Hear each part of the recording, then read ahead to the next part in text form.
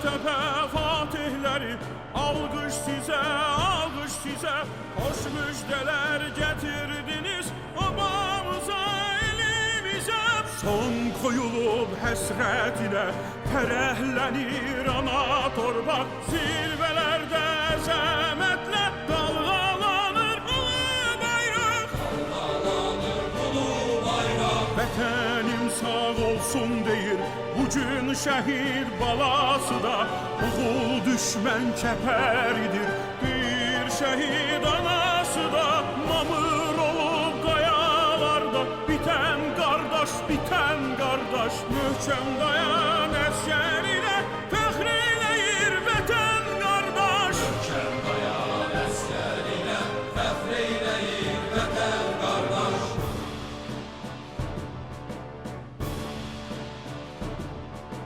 Lələtəpə fatihləri, alqış sizə, alqış sizə.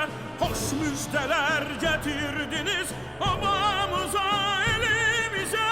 Sen Babəksən, cavan şirsən, xətaysən, Çoroğlusan. Sen dönməzsən, sen sönməzsən, od yurdumun adamısan. Od yurdumun adamısan. Komandanın hər əmrinə hazır ol sen her an qardaş. Arkanda xalqdır, vətəndir, yol gözləyir anan qardaş. Yol gözləyir Qarabağım, Xankəndi, Şuşa, Kəlbəcər. Zəfər üstə zəfər gətir, igid əskər, igid əskər. Komandanın hər əmrinə hazır ol sen hər an qardaş. Arkanda xalqdır, vətəndir, yol gözləyir anan qardaş. Yol gözləyir Qarabağım, Xankəndi, Şuşa, Kəlbəcər.